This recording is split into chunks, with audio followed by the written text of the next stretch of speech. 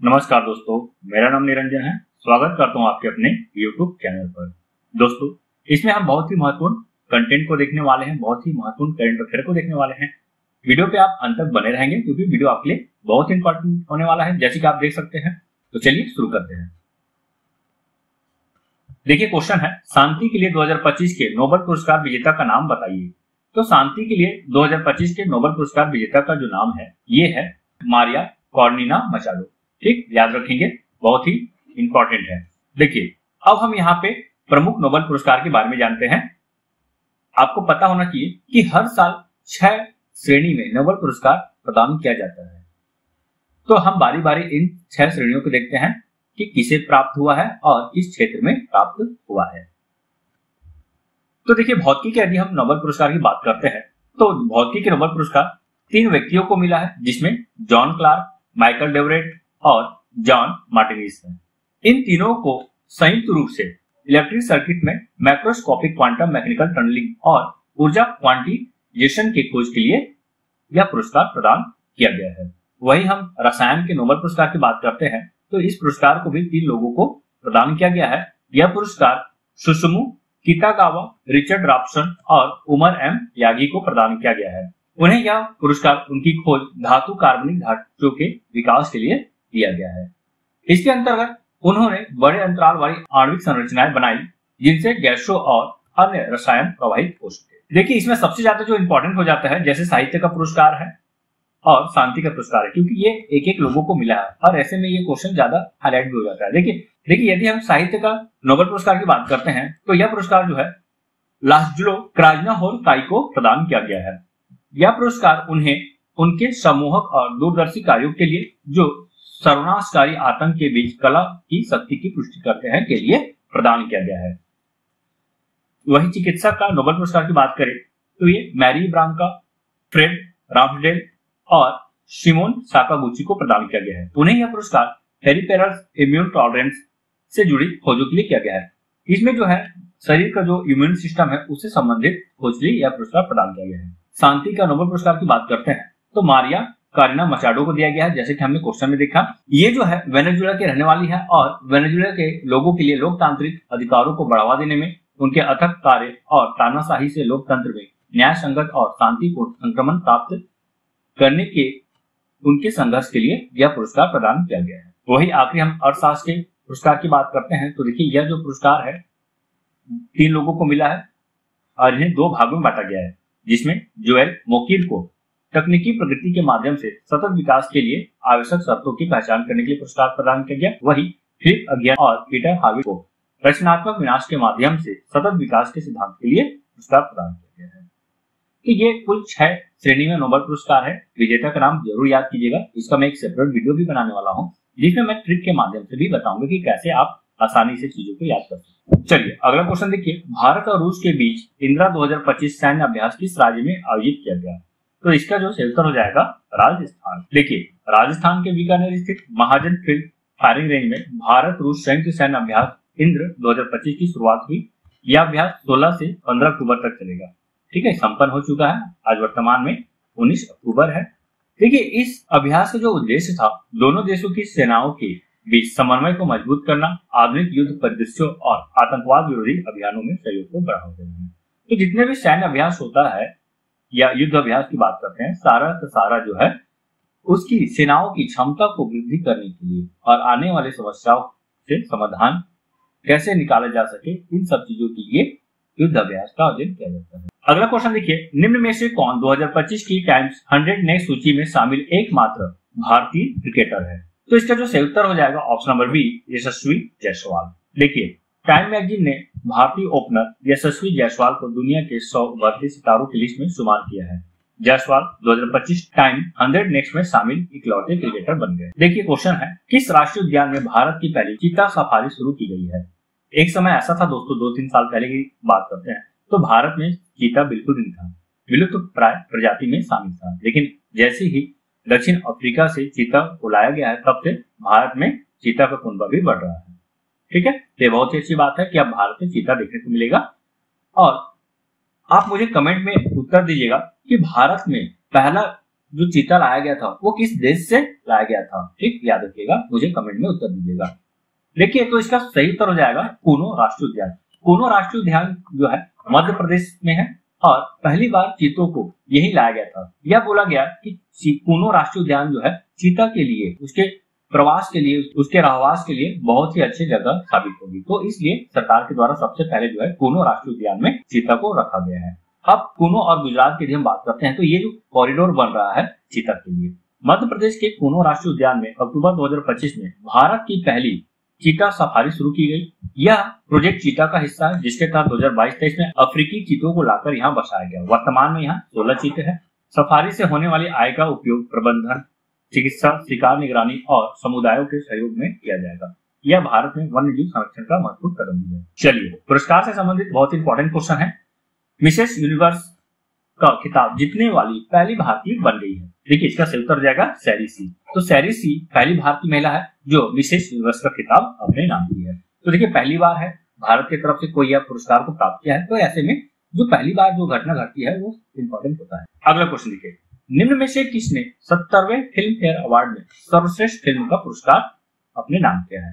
तो देखिए 70वें film fair award की हम बात करते हैं तो सर्वश्रेष्ठ फिल्म का अवार्ड लापता लेडीज को दिया गया है। देखिए 70वें फिल्म फेयर अवार्ड 2025 का भव्य आयोजन अहमदाबाद में हुआ जहां हिंदी सिनेमा के सर्वश्रेष्ठ कार्यों का जश्न मनाया गया।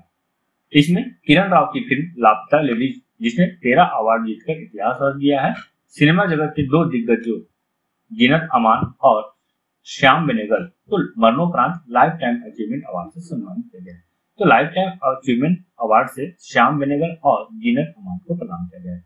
चलिए प्रमुख सूची को देख लेते हैं। तो सर्वश्रेष्ठ फिल्म का पुरस्कार लापता लेडीज को, सर्वश्रेष्ठ निर्देशक का पुरस्कार किरण राव को जो कि लापता लेडीज के लिए है, सर्वश्रेष्ठ अभिनेता जो है अभिषेक बच्चन कार्तिक आर्यन को दिया गया है, सर्वश्रेष्ठ अभिनेत्री आलिया भट्ट को दिया गया है, समीक्षकों द्वारा सर्वश्रेष्ठ अभिनेता का पुरस्कार जो है राजकुमार राव को दिया गया है। चलिए अगला क्वेश्चन देखिए, अंतर्राष्ट्रीय प्रकृति संरक्षण संघ IUCN का नवीनतम सदस्य कौन बना है? तो देखिए इसका जो नवीनतम सदस्य है आर्मेनिया बना है IUCN का नवीनतम सदस्य। देखिए यदि हम वर्ल्ड मैप में बात करते हैं तो आर्मेनिया का जो स्थान है देखिए टर्की के दाईं ओर है, अजरबैजान के बाईं ओर और ईरान के ऊपर और जॉर्जिया के नीचे है। तो ये प्रमुख देश है जो इनके पड़ोसी देश में जाने जाते। देखिए आर्मेनिया अक्टूबर 2025 में IUCN का सबसे नया सदस्य बना है। यह घोषणा अबू धाबी में IUCN विश्व संरक्षण कांग्रेस के दौरान हुई जिससे आर्मेनिया की जैव विविधता संरक्षण और सतत विकास में बढ़ती भूमिका को उजागर। यूरोप और एशिया के संगम पर स्थित आर्मेनिया में, याद रखेंगे ये यूरोप और एशिया के मध्य है, आर्मेनिया में दुर्लभ प्रजातियां जैसे कॉक्सियन तेंदुआ, बेजुअर बकरी और केवल झील सेवन में मिलने वाली सेवन ट्राउट पाई जाती है। IUCN के यदि हम फुल फॉर्म की बात करते हैं तो international union for conservation of nature, मतलब प्रकृति के संरक्षण के संदर्भ में यह प्रमुख संस्था है। इसकी स्थापना 5 अक्टूबर 1948 को फ्रांस में। देखिए ये जो है यूनाइटेड नेशन का एक अंग है। अगला क्वेश्चन देखिए, निम्न में से किसे 2025 के अर्थशास्त्र का नोबेल पुरस्कार नहीं दिया गया है? तो किसे प्रदान नहीं किया गया है? तो देखिए इसका जो सही उत्तर हो जाएगा शिमोन साकागुची। देखिए अर्थशास्त्र का नोबेल पुरस्कार, ये नोबेल पुरस्कार में अंतिम नोबेल पुरस्कार था। इसके जो प्राप्तकर्ता है जोएल मोकिल, इसे तकनीकी प्रगति के माध्यम से सतत विकास के लिए आवश्यक शर्तों की पहचान करने के लिए, वही फिलिप अगियन और पीटर हार्विट को रचनात्मक विनाश के माध्यम से सतत विकास के सिद्धांत के लिए दिया गया है। यह पुरस्कार royal Swedish academy of science Stockholm Sweden के द्वारा प्रदान किया गया। अगला क्वेश्चन देखिए, हाल ही में भारत और ऑस्ट्रेलिया के ऑस्ट्रा हिंड सैन्य अभ्यास के कौन से संस्करण का आयोजन पार्क में किया जा रहा है? तो इसका सही उत्तर हो जाएगा ऑप्शन नंबर ए 14। इस शहर में चिप प्रौद्योगिकी में नवाचार, जन जागरूकता और निवेश को बढ़ावा देने के लिए भारत का पहला सेमीकंडक्टर नवाचार संग्रहालय खोला गया है। तो देखिए इसका जो सही उत्तर हो जाएगा ऑप्शन नंबर बी हैदराबाद। देखिए हैदराबाद में इस संग्रहालय को खोला गया है। इसे टेक्नोलॉजी की इनोवेशन प्रोग्राम द्वारा 12 अक्टूबर 2025 को लॉन्च किया गया। अगला इंपॉर्टेंट क्वेश्चन है, ये बहुत ज्यादा, राष्ट्रीय उद्यानों में नवाचार के लिए IUCN पुरस्कार जीतने वाले पहले भारतीय कौन बने हैं? तो देखिए इसका जो सही उत्तर हो जाएगा सोनाली घोष। तो देखिए सोनाली घोष है, ये काजीरंगा राष्ट्रीय उद्यान और टाइगर रिजर्व की निदेशक है। पुरस्कार के नाम की हम बात करते हैं तो राष्ट्रीय उद्यानों में नवाचार के लिए आयुषियन पुरस्कार कब प्रदान किया गया? तो अक्टूबर 2024 में अबू धाबी में आयुषियन विश्व संरक्षण कांग्रेस के दौरान। देखिए, काजीरंगा राष्ट्रीय उद्यान असम भारत में है। यह एक यूनेस्को विश्व धरोहर स्थल और एक सींग वाले गैंडे सहित लुप्तप्राय प्रजातियों का घर है। तो इसका जो उपलब्धि है जिसके कारण इसे पुरस्कार प्रदान किया गया है, तो देखिए इनके नेतृत्व में एक सींग वाले गैंडों की आबादी 2018 में 2613 था, जो कि 2022 में 3802 हो गई है। तो इसी कार्य के लिए, उपलब्धि के लिए जो है सोनाली घोष को यह पुरस्कार प्रदान किया गया। चलिए अगला क्वेश्चन देखिए। अफगानिस्तान और पाकिस्तान के बीच सीमा विवाद किस विवादित ब्रिटिश रेखा को लेकर है, जहां दोनों के बीच खूनी संघर्ष हाल ही में हुआ है? तो देखिए इसका जो सही उत्तर हो जाएगा डूरन रेखा। यदि हम अफगानिस्तान और पाकिस्तान की बात करते हैं तो देखिए ये जो लाल रेखा दिख रहा है, तो इसे ही डूरन रेखा कहा गया है, जो इन दोनों देशों के मध्य जो है सीमा विभाजन करता है। आप मुझे बताइए, रेड क्लिफ रेखा और मैकमोहन रेखा किन दो देशों को सेपरेट करता है, अलग करता है? तो इसका उत्तर आप मुझे कमेंट्स में। डूरन रेखा जो कि अफगानिस्तान और पाकिस्तान के मध्य है, इसकी कुल लंबाई 2640 किलोमीटर, जिसे 1893 में ब्रिटिश भारत के विदेश सचिव सर मार्टिमर डूरन ने अफगानिस्तान के अमीर अब्दुल रहमान खान के साथ एक समझौते के तहत यह रेखा पश्तून और बलूच जनजातियों को विभाजित करती है, जो ऐतिहासिक रूप से एक ही सांस्कृतिक और जाति समूह है। देखिए, लेकिन अफगानिस्तान सरकार जो है इस रेखा को मान्यता नहीं देती है। चलिए अगला क्वेश्चन देखिए। पीएम धन धान्य कृषि योजना का उद्देश्य क्या है, जिसे पीएम मोदी ने अक्टूबर 2025 में लॉन्च किया है? तो देखिए इसका जो सही उत्तर हो जाएगा 100 कम उत्पादकता वाले जिलों में कृषि उत्पादन को बढ़ावा देना है। देखिए, इस योजना का शुभारंभ 11 अक्टूबर 2025 को हुआ। इस योजना के साथ एक और योजना का शुभारंभ किया गया है। यह योजना है दलहन में आत्मनिर्भरता के लिए मिशन। देखिए, इन दोनों योजना का जो कुल लागत था 35,440 करोड़ रुपए। वही हम प्रधानमंत्री धन धान्य कृषि योजना की बात करें तो 100 पिछड़े जिलों में कृषि उत्पादकता और फसल सघनता को बढ़ावा देना है। यह 2014 से शुरू किए गए कृषि सुधारों का एक हिस्सा है। यह योजना उन जिलों में लागू किया जा रहा है जहां कम उत्पादकता, मध्यम फसल सघनता और औसत से कम ऋण पहुंच वाले 100 कृषि जिलों को लक्षित करता है।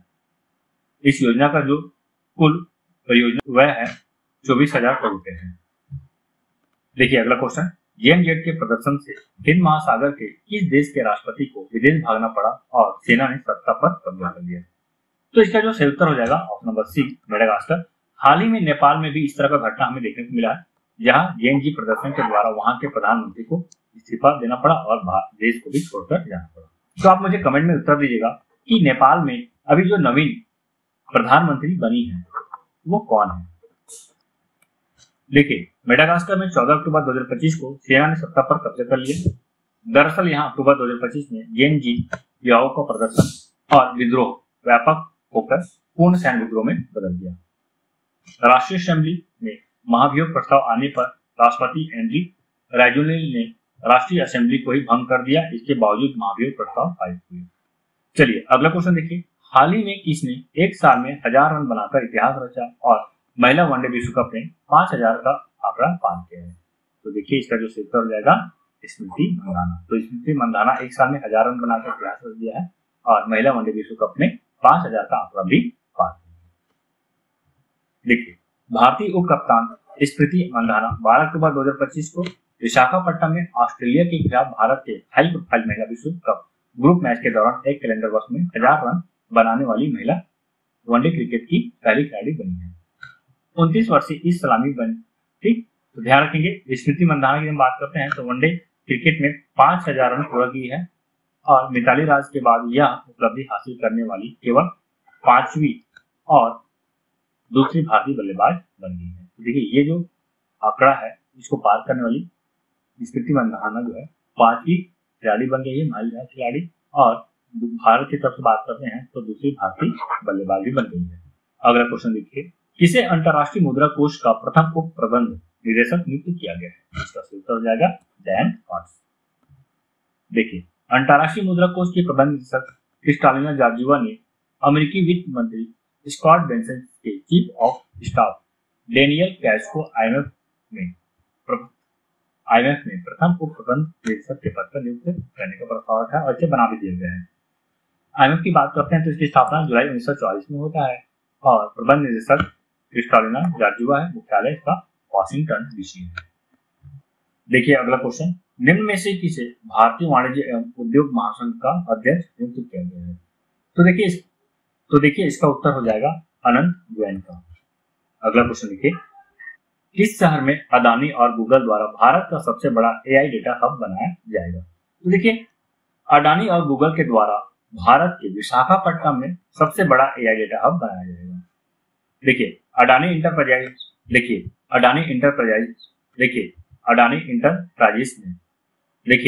इंटरप्राइजेस ने गूगल के साथ मिलकर विशाखापट्टनम में भारत का सबसे बड़ा एआई डेटा सेंटर बनाने की घोषणा की है। इस परियोजना में 15 अरब डॉलर का निवेश होगा, जिससे कंप्यूटिंग क्षमता बढ़ेगी और एआई क्षमता में सुधार होगा। अडानी, कॉमिक्स और एयरटेल मिलकर इस परियोजना को साकार करेंगे, जिससे आर्थिक विकास और रोजगार के अवसर बढ़ेंगे। गूगल की हम बात करें तो इसकी स्थापना 4 सितंबर 1998 को होता है। मुख्यालय कैलिफोर्निया, अमेरिका में है और इसके वर्तमान सीईओ सुंदर पिचई है। अगला क्वेश्चन, हाल ही में जारी रिपोर्ट के अनुसार 2023-24 में भारतीय महिला कार्यबल की भागीदारी बढ़कर कितनी हो गई है? तो 2023-24 की बात करते हैं तो भारतीय महिला कार्यबल का जो रैंकिंग है या प्रतिशत की बात करते हैं तो ये 42% हो गई है। देखिए भारतीय महिला कार्यबल का मतलब यह है कि भारत में कितने महिला जो है किसी कार्य में भाग लेती है। देखिए इसका हम 2017-18 की बात करते हैं तो इस समय महिला कार्यबल 23.3% था, वही 2023-24 में बढ़कर 41.7% हो गई है।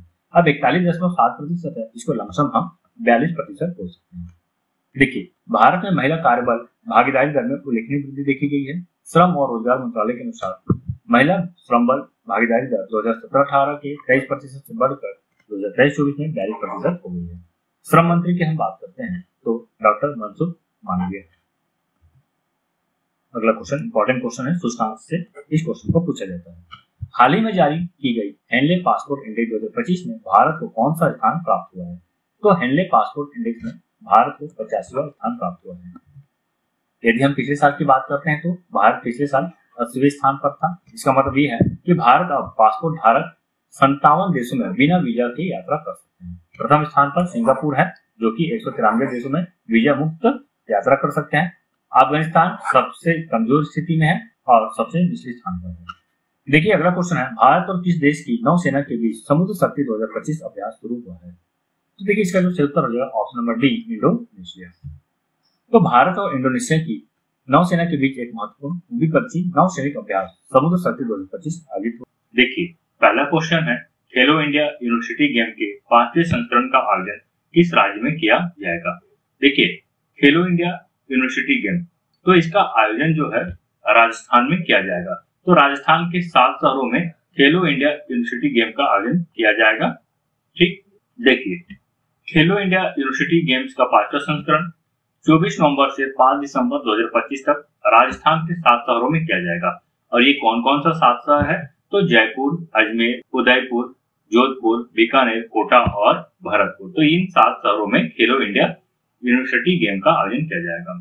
देखिए 12 दिनों तक चलने वाले इस यूनिवर्सिटी मीट में 5000 से ज्यादा एथलीटों के हिस्सा लेने की उम्मीद है। ठीक, तो ये इंपॉर्टेंट है, याद रखिएगा। खेलो इंडिया कार्यक्रम के तहत बहुत सारे खेल का आयोजन किया जाता है, जैसे कि खेलो इंडिया पैरा गेम, खेलो इंडिया शीतकालीन गेम, खेलो इंडिया यूथ गेम, खेलो इंडिया बीच गेम। ठीक है, तो इन सब खेलों का आयोजन हो चुका है और अब हम खेलो इंडिया यूनिवर्सिटी गेम को देखने वाले हैं। अगला क्वेश्चन देखिए, भारत का पहला मानव अंतरिक्ष यान मिशन गगनयान किस वर्ष लॉन्च किया जाएगा? तो देखिए मिशन गगनयान का जो लॉन्च है ये इसरो के द्वारा किया जाएगा। इसका शीर्ष जो संगठन है, संस्था है, इसरो है। तो इसरो के द्वारा 2027 के प्रथम तिमाही में गगनयान मिशन लॉन्च किया जाएगा। यह जो मिशन है मानव युक्त मिशन है, जिसमें 3 मानव को अंतरिक्ष में ले जाया जाएगा और फिर वापस धरती पर उन्हें लाया जाएगा। देखिए इसरो के अध्यक्ष वी नारायण के अनुसार पहला मानव युक्त मिशन 2027 की पहली तिमाही में लॉन्च होगा। देखिए इस मिशन से पहले 2025 के अंत में मानव रोबोट योग मित्र के साथ एक मानव रहित मिशन जीवन लॉन्च किया जाएगा। तो देखिए ये मिशन को लॉन्च करने से पहले एक टेस्टिंग मिशन होगा 2025 के अंत में, जहां पे रोबोट को अंतरिक्ष में ले जाया जाएगा। इसरो की हम बात करते हैं तो इसकी स्थापना 1969 में होता है। इसका मुख्यालय बेंगलुरु है और वर्तमान अध्यक्ष वी नारायणन है। अगला क्वेश्चन देखिए, अंतरराष्ट्रीय प्रकृति संरक्षण संघ के प्रजाति अस्तित्व आयोग का पहला एशियाई अध्यक्ष किसे नियुक्त किया गया है? तो ये पहला एशियाई अध्यक्ष है, क्योंकि ये भारत से संबंधित है इसलिए ये इंपॉर्टेंट हो जाता है। इसका जो उत्तर हो जाएगा विवेक मेनन। देखिए, विवेक मेनन को अंतर्राष्ट्रीय प्रकृति संरक्षण संघ के प्रजाति अस्तित्व आयोग का पहला एशियाई अध्यक्ष नियुक्त किया गया है। वह इस पद पर आसीन होने वाले पहले एशियाई है और उन्होंने आयोग के 75 साल के इतिहास में यह उपलब्धि हासिल की है। विवेक मेनन एक भारतीय वन्य जीव संरक्षणवादी है। यदि हम IUCN यानी कि अंतर्राष्ट्रीय प्रकृति संरक्षण संघ की बात करते हैं तो इसकी स्थापना 5 अक्टूबर 1948 को होता है। इसका मुख्यालय ग्लैंड, स्विट्जरलैंड है। मुख्य कार्यकारी अधिकारी ब्रूनो ओब्रेल है। कार्य क्षेत्र प्रकृति संरक्षण, जैव विविधता। देखिए, प्रकृति संरक्षण और जैव विविधता से संबंधित कार्यों की देखरेख के लिए IUCN नामक संस्था है। इसका पूर्ण नाम अंतर्राष्ट्रीय प्रकृति संरक्षण संस्था। ये इंपॉर्टेंट है, आप ध्यान रखिएगा। चलिए, आपके लिए एक टेस्ट है, छोटा सा टेस्ट। पिछले सप्ताह का एक क्वेश्चन लिया गया है, आप जरूर इसका उत्तर कमेंट में दीजिएगा। शांति के लिए 2025 के नोबेल पुरस्कार विजेता का नाम बताइए। तो ऑप्शन है Keir Starmer, Purnima Devi Barman, Maria काइनो, मारिया कोरिना मचाडो और डोनाल्ड ट्रंप। तो इन चारों में से कौन है जिन्हें 2025 का शांति के लिए नोबेल पुरस्कार से सम्मानित किया गया है? इसका उत्तर आप कमेंट बॉक्स में दीजिएगा।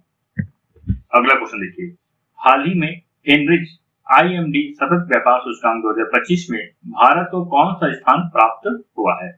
तो हेनरिच IMD सतत व्यापार सूचकांक 2025 में भारत को 23वां स्थान प्राप्त हुआ है।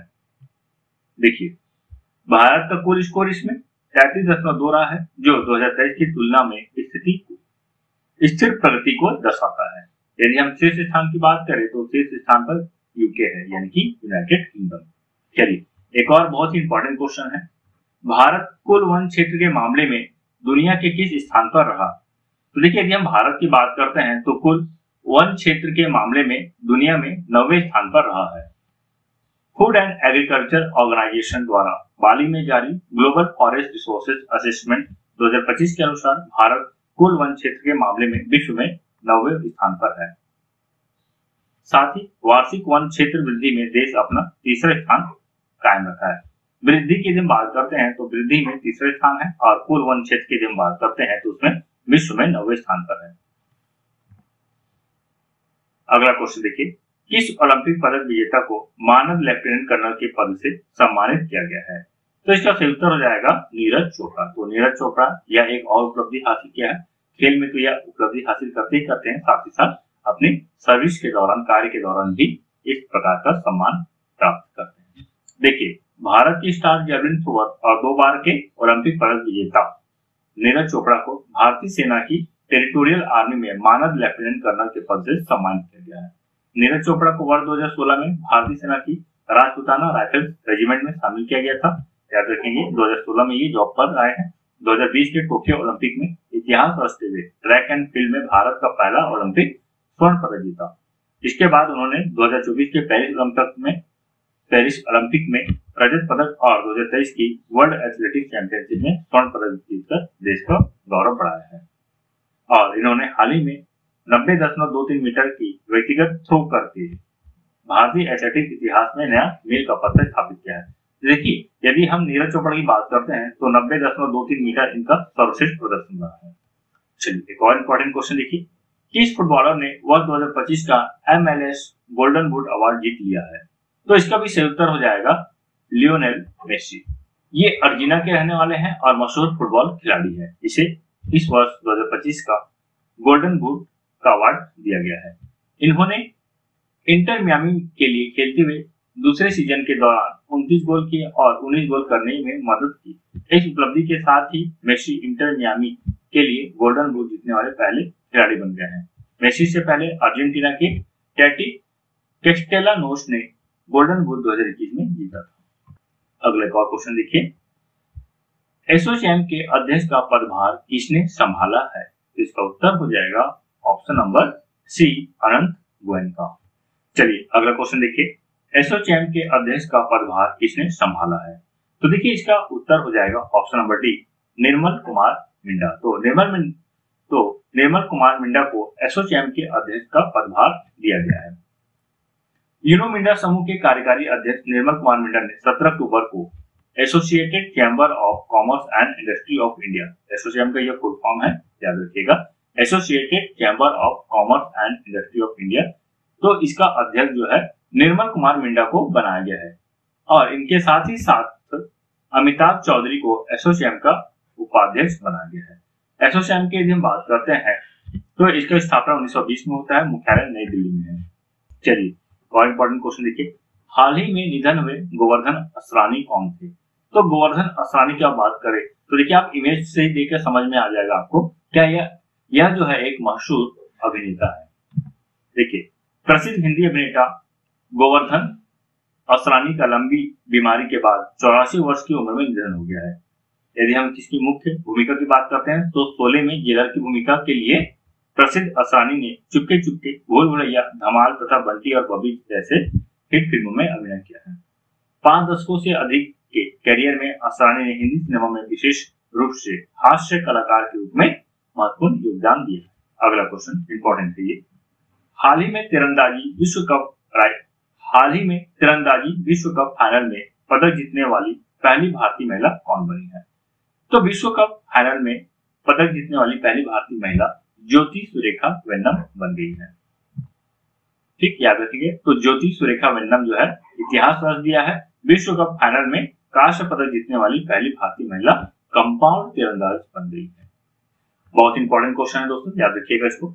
नवंबर 2025 में UNFCCC COP30 की आधिकारिक मेजबानी कौन सा देश करेगा? तो इसका सही उत्तर हो जाएगा ऑप्शन नंबर डी, ब्राजील। देखिए, नवंबर 2025 में UNFCCC COP30 की आधिकारिक मेजबानी ब्राजील करेगा और यह सम्मेलन बेलेम शहर में आयोजित होगा। यह सम्मेलन 10 से 21 नवंबर 2025 तक चलेगा। अगला क्वेश्चन देखिए, कौन सा देश international union for conservation of nature का 90वां सदस्य बन गया है? तो इसका सही उत्तर हो जाएगा ऑप्शन नंबर सी, तुवालू।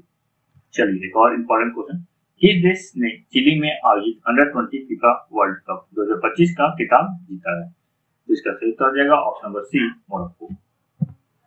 तो मोरक्को जो है अर्जेंटीना को 2-0 से हराकर अपना पहला फीफा अंडर-20 विश्व कप का खिताब जीत लिया है।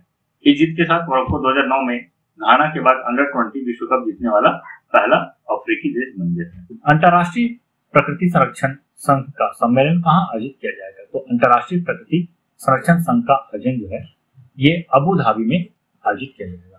तो अबू धाबी में इसका आयोजन किया जाएगा और इस सम्मेलन में वैश्विक जैव विविधता संरक्षण पर चर्चा की जाएगी। अगला क्वेश्चन इंपॉर्टेंट है भी, हाल ही में 2025 शास्त्र रामानुजन पुरस्कार से इसे सम्मानित किया गया है। तो शास्त्र रामानुजन पुरस्कार से अलेक्जेंडर स्मिथ को प्रदान किया गया है। देखिए, अलेक्जेंडर स्मिथ की बात करते हैं तो ये संयुक्त राज्य अमेरिका के रहने वाले हैं। 32 वर्ष से कम आयु के युवा गणितज्ञों को उनके उत्कृष्ट कार्य के लिए सम्मानित करने के लिए 2005 में शास्त्र रामानुजन पुरस्कार स्थापना किया गया है। याद रखेंगे इसके स्पेलिंग ये शास्त्र है। चलिए एक और नोबेल पुरस्कार है, हाल ही में 2025 के रसायन विज्ञान के नोबेल पुरस्कार से किसे सम्मानित किया गया है? तो रसायन विज्ञान के नोबेल पुरस्कार से किसे सम्मानित किया गया है? तो Susumu Kitagawa, Richard Robertson, Omar M Yaghi. याद रखेंगे इन तीनों को रसायन विज्ञान के नोबेल पुरस्कार से सम्मानित किया गया है। देखिए, स्वीडिश एकेडमी ऑफ साइंस ने मेटल ऑर्गेनिक फ्रेमवर्क के विकास में उनके काम के लिए सुसुमु कितागावा, रिचर्ड रॉबर्टसन और उमर यागी को रसायन विज्ञान में 2025 के नोबेल पुरस्कार से सम्मानित किया गया है। 2025 का रसायन विज्ञान का नोबेल पुरस्कार उन अभूतपूर्व खोजों का सम्मान करता है जिन्होंने आधुनिक विज्ञान को बल दिया है। एक और नोबेल पुरस्कार देखिए, हाल ही में 2025 का भौतिकी का नोबेल पुरस्कार किसे दिया गया है? तो भौतिकी का नोबेल पुरस्कार John Clarke, Michel H Devoret, John M Martinis, इन तीनों को प्रदान किया गया। तो इस तरह से ऑप्शन नंबर डी जो है सही उत्तर हो जाएगा। 2025 का भौतिकी का नोबेल पुरस्कार जॉन क्लार्क, मिशेल एच डेवरेट और जॉन एम मार्टिनिस को विद्युत परिपथ, याद रखेंगे विद्युत परिपथ में मैक्रोस्कोपिक क्वांटम मैकेनिकल टनलिंग और ऊर्जा क्वांटीकरण की उनकी अभूतपूर्व खोज के लिए दिया गया है। और यदि हम पुरस्कार राशि की बात करते हैं तो ये लगभग 10.3 करोड़ रुपए प्रदान किया जाएगा। कौन सा देश आठवीं अंतर्राष्ट्रीय सौर गठबंधन सभा की मेजबानी करेगा? तो देखिए इसका जो मेजबानी है भारत के द्वारा किया जाएगा। तो भारत जो है इसे 27 से 30 अक्टूबर 2025 तक नई दिल्ली के भारत मंडपम में आयोजन करेगा। यह आयोजन वैश्विक समुदाय को सौर ऊर्जा की ओर एकजुट करने और एक टिकाऊ भविष्य के लिए सौर ऊर्जा को अपनाने में तेजी लाने के लिए एक मंच प्रदान करेगा। जो अंतर्राष्ट्रीय सौर गठबंधन है इसकी स्थापना का मुख्य श्रेय भारत को ही जाता है और इसका मुख्यालय भारत के गुरुग्राम में है। चलिए अब एक और इम्पोर्टेंट क्वेश्चन देखिए, निम्न में से किसे 2025 का साहित्य का नोबेल पुरस्कार प्रदान किया गया है? तो देखिए साहित्य का नोबेल पुरस्कार की हम बात करते हैं तो ये लाजलो क्रासजना होरकाई को प्रदान किया गया है। इस साल साहित्य का नोबेल हंगरी के लेखक लाजलो क्रॉस होरकाई को प्रदान किया गया है। स्वीडिश एकेडमी के द्वारा प्रतिवर्ष प्रदान किया जाता है। तो इनके अनुसार लाजलो की रचनाएं बहुत प्रभावशाली और दूरदर्शी है। वे दुनिया में आतंक और दर्द के बीच भी कला की ताकत को दिखाती है। लाजलो को 11 मिलियन स्वीडिश क्रोना यानी कि 10.3 करोड़ रुपए, सोने का मेडल और सर्टिफिकेट मिलेगा। यह जो पुरस्कार है इन्हें 10 दिसंबर को स्टॉकहोम में दिया जाएगा। लाजलो को 2015 में मैन बुकर इंटरनेशनल प्राइज, 2019 में national book order for translated literature भी प्रदान किया गया है। देखिए मोस्ट इंपोर्टेंट क्वेश्चन, निम्न में से किसी फिजियोलॉजी या मेडिसिन का नोबेल पुरस्कार 2025 नहीं दिया गया है? तो हाल ही में 3 वैज्ञानिकों को मेडिसिन का नोबेल पुरस्कार प्रदान किया गया है, जिसमें से विल्सन जोन जो है इसमें शामिल नहीं है। तो इन तीनों वैज्ञानिकों को यह जो पुरस्कार है परिधि प्रतिरक्षा सहिष्णुता से संबंधित खोजों के लिए नोबेल प्रदान किया गया है। इम्यून टॉलरेंस तो मतलब रोग प्रतिरोधक क्षमता को बढ़ाने के लिए जो है खोज के लिए इसे यह पुरस्कार प्रदान किया गया है। तो देखिए क्वेश्चन है, आरबीआई ने द्विमासिक मौद्रिक नीति समीक्षा में रेपो रेट बदलाव नहीं किया, यह रेपो रेट कितनी है? तो देखिए रेपो रेट 5.5% है। वर्तमान में आरबीआई द्वारा जो जारी किया गया है इसमें रेपो रेट 5.5% है। देखिए जो मॉनेटरी पॉलिसी कमेटी का जो बैठक हुआ है ये 1 अक्टूबर 2025 को हुआ। तो इस बैठक का अध्यक्षता जो है भारतीय रिजर्व बैंक के अध्यक्ष के द्वारा किया जाता है। देखिए हमारे भारत की यदि हम बात करते हैं तो हमारे भारत के जो शीर्ष बैंक होता है वो आरबीआई है और जितने भी बैंक है वो सारे के सारा आरबीआई के अंतर्गत आता है। जैसे कि एसबीआई है, एचडीएफसी बैंक है, आईसीआईसीआई बैंक है, तो बहुत सारे ऐसे बैंक है सारे के सारे आरबीआई के द्वारा कंट्रोल किया जाता है। तो आरबीआई इन बैंकों को जिस रेट पर कर्ज देती है उस रेट को रेपो रेट कहते हैं। ठीक है, ये जो बैंक है आरबीआई से पैसा उधारी लेती है, जिस रेट पर पैसा उधारी लेगी उसे रेपो रेट कहते हैं। और वही यदि हम रिवर्स रेपो रेट की बात करते हैं तो यदि आरबीआई इन बैंकों से पैसा ले तो इसे रिवर्स रेपो रेट कहते हैं।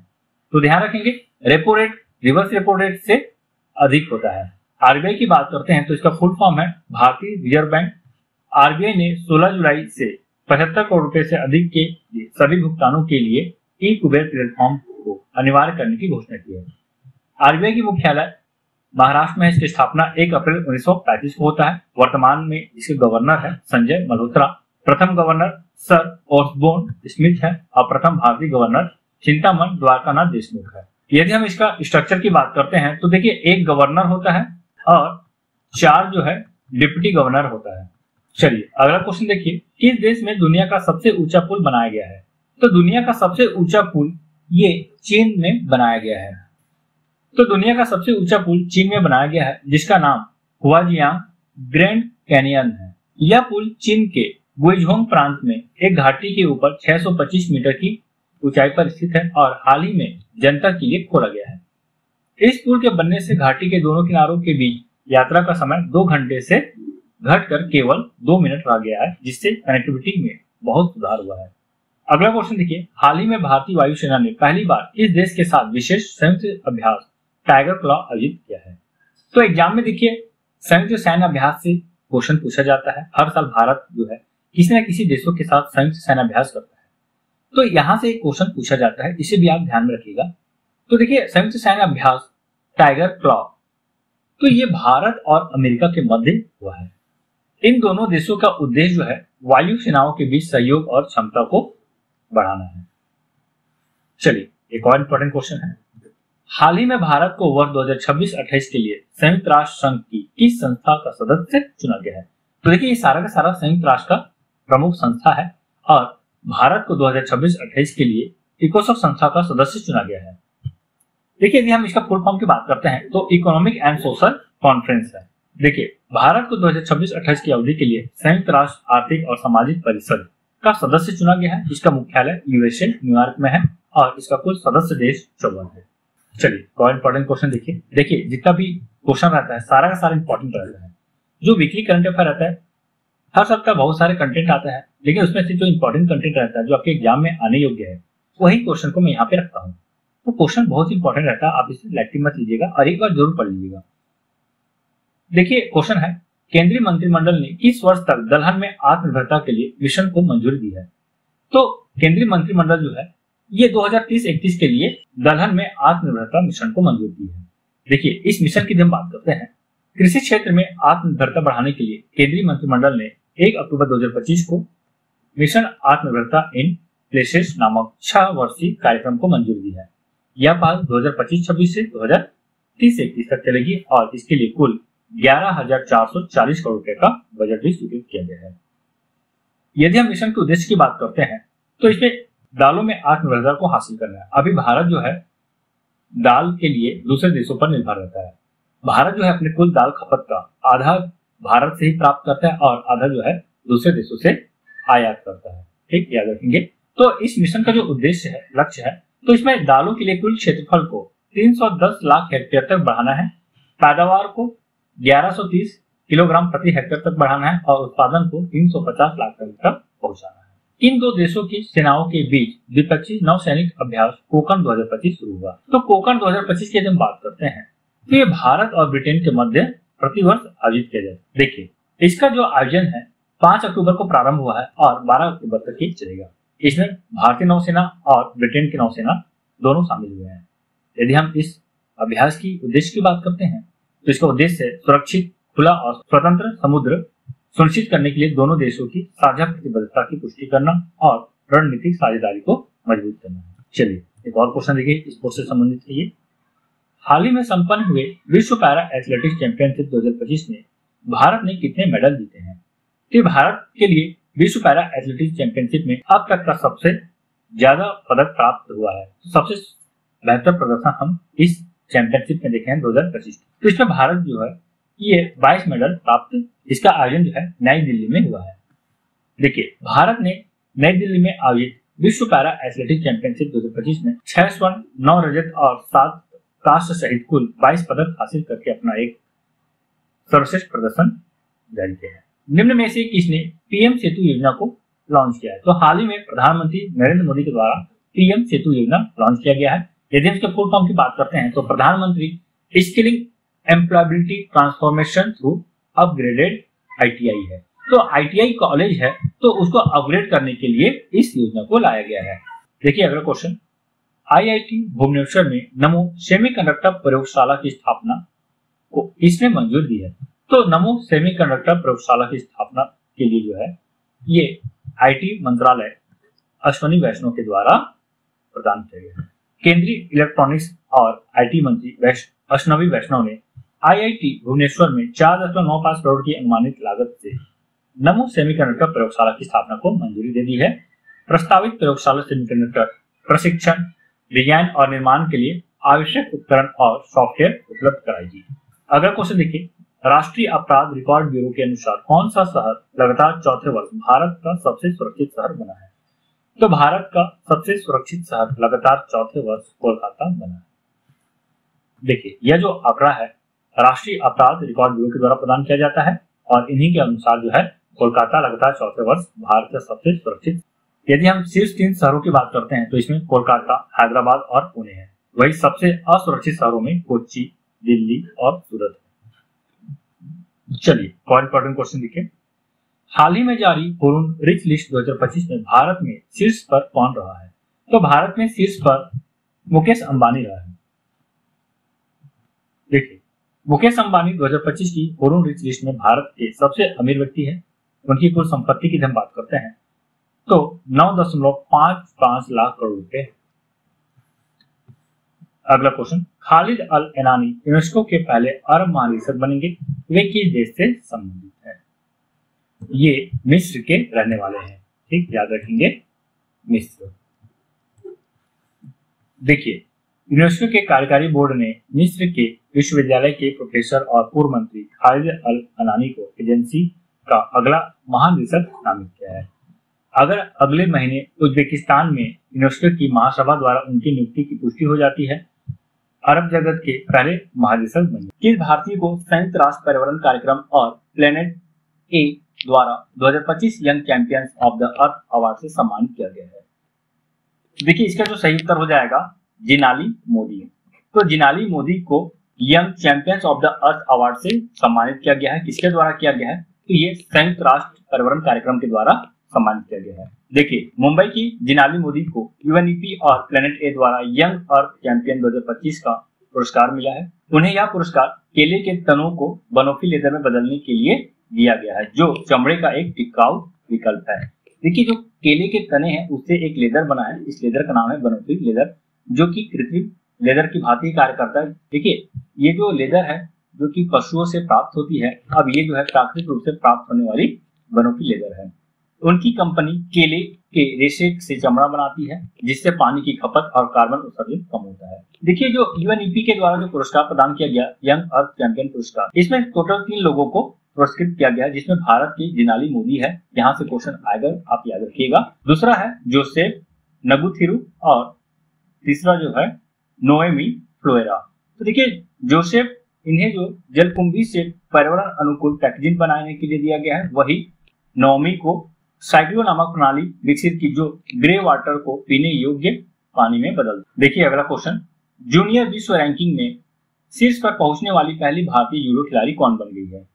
तो जूनियर विश्व रैंकिंग में शीर्ष पर पहुंचने वाली पहली भारतीय जूडो खिलाड़ी हिमांशी टोकस बन गई है। 20 साल की छोटी उम्र की जुडोका हिमांशी टोकस ने इतिहास रच दिया, क्योंकि वह जूडो में विश्व नंबर 1 खिलाड़ी बन गई है और विश्व नंबर 1 खिलाड़ी बनने वाली यह पहली भारतीय है। अगला क्वेश्चन देखिए, बिहार के गोकुल जलाशय और उदयपुर झील को रामसर साइट का दर्जा मिलने के बाद देश में रामसर स्थलों की संख्या कितनी हो गई है? तो देखिए, हाल ही में 2 नवीन रामसर स्थलों की घोषणा की गई है। ये बिहार से संबंधित है और इस तरह अब भारत में कुल 93 रामसर स्थल हो गया है। ये कौन 2 रामसर स्थल है? तो गोकुल जलाशय और उदयपुर झील। तो यदि हम गोकुल जलाशय की बात करते हैं, तो गोकुल जलाशय ये बिहार के बक्सर जिला में पड़ता है, 448 हेक्टेयर की कुल भूमि है, और वही उदयपुर झील पश्चिम चंपारण में स्थित है और इसका जो कुल क्षेत्रफल है 319 हेक्टेयर है। देखिए, जो रामसर स्थल है, ये उन स्थलों को कहा जाता है जहां वर्ष भर जल हमें देखने को मिलता है, दलदली क्षेत्र है, कीचड़ से भरा क्षेत्र है और जहाँ पे जैव विविधता पनपती है। तो इन स्थलों को जो है रामसर स्थल कहा जाता है। इस तरह से बिहार में अब कुल 5 रामसर स्थल हो चुका है। पहला जो है टावर झील, दूसरा नागी पक्षी, तीसरा नकटी पक्षी अभ्यारण्य, चौथा गोकुल जलाशय, 5वां उदयपुर। देखिए, प्रति वर्ष वेटलैंड दिवस मनाया जाता है, विश्व आर्द्र भूमि दिवस मनाया जाता है, ये 2 फरवरी को मनाया जाता है। अगला क्वेश्चन देखिए, बहुत इंपॉर्टेंट क्वेश्चन है ये भी। किस राज्य में स्थित शीत मरुस्थल बायोस्फीयर रिजर्व को यूनेस्को के विश्व बायोस्फीयर रिजर्व नेटवर्क में शामिल कर लिया गया है? तो विश्व बायोस्फीयर रिजर्व नेटवर्क में हिमाचल प्रदेश को शामिल किया गया है और इस तरह से भारत में अब कुल 13 बायोस्फीयर रिजर्व शामिल हो गया है। आप कमेंट बॉक्स में बताइएगा आप किस राज्य से हैं और आपके राज्य में कौन सा बायोस्फीयर रिजर्व है। देखिए, हिमाचल प्रदेश स्थित शीत मरुस्थल बायोस्फीयर रिजर्व को यूनेस्को के विश्व बायोस्फीयर रिजर्व नेटवर्क में शामिल कर लिया गया है। चीन के हांगझाओ में आयोजित विश्व बायोस्फीयर रिजर्व कांग्रेस में यह घोषणा की गई। यह बायोस्फीयर रिजर्व भारत के पश्चिमी हिमालय में लगभग 7,770 वर्ग किलोमीटर में फैला हुआ है। यह उच्च ऊंचाई वाला रिजर्व अपने उबड़ खाबड़ भूभाग, अल्पाइन घास के मैदानों और दुर्लभ वन्य जीवों जैसे हिम तेंदुआ और हिमालयी आइबेक्स के लिए जाना जाता है। इसे 2009 में पहली बार राष्ट्रीय बायोस्फीयर रिजर्व घोषित किया गया और अब यह शीत मरुस्थल वैश्विक नेटवर्क में 13वां स्थल है। अब तक कुल भारत में 13 बायोस्फीयर रिजर्व घोषित हो चुका है। बिना हाथ वाली पहली वर्ल्ड पैरा आर्चरी चैंपियन कौन बन गई है? तो वर्ल्ड पैरा आर्चरी चैंपियन शीतल देवी बन गई है। आप देख सकते हैं, ये जो है आर्चरी खेल रही है अपने पैर के बलबूते। भारत की 18 वर्षीय शीतल देवी ने विश्व तीरंदाजी पैरा चैंपियनशिप में स्वर्ण पदक जीतकर इतिहास रच दिया है। वह बिना हाथ वाली पहली तीरंदाज बनी जिन्होंने यह उपलब्धि हासिल की है। देखिए, इस खेल का जो आयोजन हुआ था साउथ कोरिया के ग्वांगजू में हुआ। अगला क्वेश्चन देखिए, भारत के अटॉर्नी जनरल के रूप में किसे पुनर्नियुक्त किया गया है?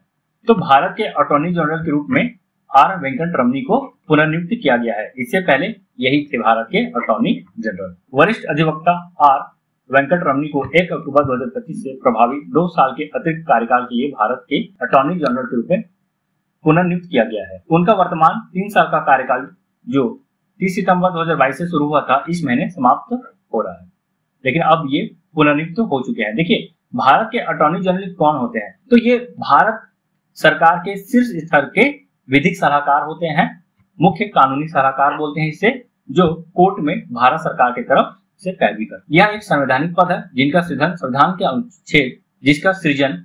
के अनुच्छेद 76 के तहत किया गया है। अटॉर्नी जनरल की नियुक्ति भारत के राष्ट्रपति द्वारा केंद्रीय मंत्रिमंडल की सलाह पर किया।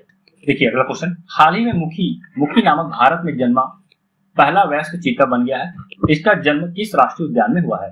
तो देखिए, इनका जो जन्म है कोनो राष्ट्रीय उद्यान में हुआ है। देखिए, भारत में चीता पाया नहीं जाता था, बहुत पहले ही चीता भारत से विलुप्त हो चुका था, और हाल ही में भारत सरकार के द्वारा जो है इसे नामीबिया, अफ्रीका से इंपोर्ट कराया गया है चीता को। तो उन्हीं में से एक चीता है जो अब तक वयस्क चीता है, और ये भारत में जन्मा चीता है जो कि राष्ट्रीय उद्यान कूनो से संबंधित। कूनो राष्ट्रीय उद्यान में जन्मी मादा चीता मुखी भारत में जन्म लेने वाली पहली चीता बन गई है जिसने वयस्कता प्राप्त की है। इससे पहले जितने भी चीता जन्म लेते थे वो कम उम्र में ही मर जाते। सोमवार 30 सितंबर 2025 को मुखी का उम्र 915 दिन पूरी होगी। मुखी का जन्म 29 मार्च 2023 को नामीबिया से लाए गए चीता ज्वाला से हुई है। 4 शावकों में से 3 की मृत्यु अत्यधिक गर्मी के कारण हो गई थी, लेकिन मुखी ने न केवल जीवित रहकर बल्कि स्थानीय परिस्थितियों में ढलकर विकास किया है। भारत ने कोलंबो में आयोजित 7वां सैफ अंडर-17 फुटबॉल खिताब किसे हराकर जीता है? तो भारत जो है बांग्लादेश को हराकर सैफ अंडर-17 फुटबॉल खिताब अपने नाम, और इन्होंने बांग्लादेश को पेनाल्टी शूटआउट में 4-1 से पराजित। चलिए अगला क्वेश्चन देखिए, नेपाल के बाद हिंद महासागर के किस द्वीपीय देश में जेएनजी के जबरदस्त प्रदर्शन के बाद वहां के राष्ट्रपति ने सरकार को भंग कर दिया? तो देखिए, हाल ही में नेपाल में जेएनजी प्रदर्शन हुआ था, और इस प्रदर्शन की वजह से वहां प्रधानमंत्री को इस्तीफा देना पड़ गया, और यही घटना हम मेडागास्कर में देख रहे हैं, जिसके वजह से वहां के राष्ट्रपति ने सरकार को भंग कर दिया है। और हाल ही में भारत के लेह में भी इस तरह का हमें प्रदर्शन देखने को मिल रहा है, जहां वहां के युवा जो है लद्दाख को पूर्ण राज्य का दर्जा देने की मांग कर रहे हैं। चलिए अगला क्वेश्चन देखिए, महात्मा गांधी जी की कौन सी जयंती 2 अक्टूबर 2025 को मनाई गई? तो इसका सही उत्तर हो जाएगा 156वीं जयंती। देखिए, यदि हम महात्मा गांधी की बात करते हैं तो इनका जन्म 2 अक्टूबर 1869 को पोरबंदर गुजरात में हुआ है। इनका पूरा नाम मोहनदास करमचंद गांधी है। इनकी मृत्यु 30 जनवरी 1948 को होता है। इन्हें राष्ट्रपिता कहा जाता है। राजनीतिक गुरु की हम बात करते हैं तो इनका राजनीतिक गुरु है गोपाल कृष्ण गोखले। इनका आत्मकथा माई एक्सपेरिमेंट विद ट्रूथ है। चलिए अगला क्वेश्चन देखिए, एनसीसी के महानिदेशक का पदभार किसने संभाला है? तो इसका सही उत्तर हो जाएगा वीरेंद्र वत्स। इसका फुल फॉर्म है राष्ट्रीय cadet corps. Lieutenant general Virendra Vats ने राष्ट्रीय कैडेट कोर के महानिदेशक का पद ग्रहण किया। वह लेफ्टिनेंट जनरल गुरबीर पालसी का स्थान लिए हैं। एनसीसी की स्थापना की बात करते हैं तो 15 जुलाई 1948 को होता है। इसका मुख्यालय नई दिल्ली और आदर्श वाक्य है एकता और अनुदेश। चलिए अगला क्वेश्चन देखिए, बालोद भारत का पहला आधिकारिक रूप से बाल विवाह मुक्त जिला बन गया। यह किस राज्य में है? तो बालोद जो है ये छत्तीसगढ़ राज्य में स्थित। तो छत्तीसगढ़ सरकार ने 30 सितंबर 2025 को दावा किया कि बालोद भारत का पहला बाल विवाह मुक्त जिला बन गया है। आधिकारिक तौर पर बाल विवाह मुक्त घोषित किया गया है। यहाँ की सभी 436 ग्राम पंचायतों और 9 शहरी निकायों को राज्य सरकार द्वारा औपचारिक रूप से प्रमाण पत्र प्रदान किए हैं। देखिए, ये बालोद में 2 साल से कोई बाल विवाह का मामला सामने नहीं आया है, और सामने नहीं आया है इसलिए इस जिला को बाल विवाह मुक्त जिला घोषित किया गया। अगला क्वेश्चन देखिए, किस राज्य के पर्यटन विभाग को वैश्विक पर्यटन पुरस्कार 2025 प्रदान किया गया है? तो इसका सही उत्तर हो जाएगा option number A, Andhra Pradesh. Andhra Pradesh पर्यटन विभाग को ग्लोबल टूरिज्म अवार्ड 2025 से सम्मानित किया गया है, जो राज्य को भारत के सबसे उभरते पर्यटन स्थलों में से एक के रूप में प्रस्तुत करने के उनके उत्कृष्ट प्रयासों को मान्यता देता है। आंध्र प्रदेश की राजधानी अमरावती है। मुख्यमंत्री एन चंद्रबाबू नायडू है। राज्यपाल सैयद अब्दुल नजीर है। अगला क्वेश्चन देखिए, हाल ही में जारी आर्थिक स्वतंत्रता सूचकांक 2025 में भारत का क्या स्थान है? तो इसका सही उत्तर हो जाएगा ऑप्शन नंबर सी, 128वां। भारत का स्थान 128वां है। सिंगापुर पहला स्थान पर है। उसके बाद स्विट्जरलैंड और तीसरे नंबर पर आयरलैंड है। जारी करता द हेरिटेज फाउंडेशन। अगला क्वेश्चन देखिए, भारत की पहली महिला हॉकी कोच कौन है जिसे द्रोणाचार्य पुरस्कार मिला है? तो देखिए इसका सही उत्तर हो जाएगा प्रीतम सिवाच। तो प्रीतम सिवाच भारत की पहली महिला कोच बन गई है जिसे द्रोणाचार्य पुरस्कार से सम्मानित किया गया है। ये जो है विशाखापट्टनम में हुआ। कब से कब तक? तो 14 अक्टूबर से 17 अक्टूबर के मध्य में रहेंगे। चलिए दोस्तों, यहीं तक था हमारा वीडियो आपको कैसा लगा कमेंट करके जरूर बताइएगा। वीडियो यदि आपको पसंद आता है तो वीडियो को जरूर लाइक कीजिए और चैनल पे नए हैं तो चैनल को सब्सक्राइब करना बिल्कुल मत भूलिएगा। मिलते हैं एक नई वीडियो के साथ, तब तक के लिए बाय बाय। मस्त रहिए, मस्त पढ़िए। धन्यवाद।